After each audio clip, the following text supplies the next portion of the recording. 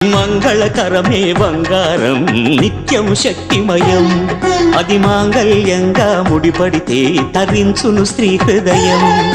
తాళిబొట్టులు రెండు పుస్తెలు లక్ష్మీ పార్వతులు, అవి పుట్టినింటికి మెట్టినింటికి పట్టిన హారతులు. ఆ సంఘటనన్నీ చెబుతుంది శ్రావణ మాసం, శ్రావణ మాసం, శ్రావణ మాసం. తెలుగువారి పెళ్ళి ఇలవైకుంఠమి మళ్ళీ, సంప్రదాయమే సౌందర్యంగా సాగుతున్న పెళ్ళి, ఇది తెలుగువారి పెళ్ళి.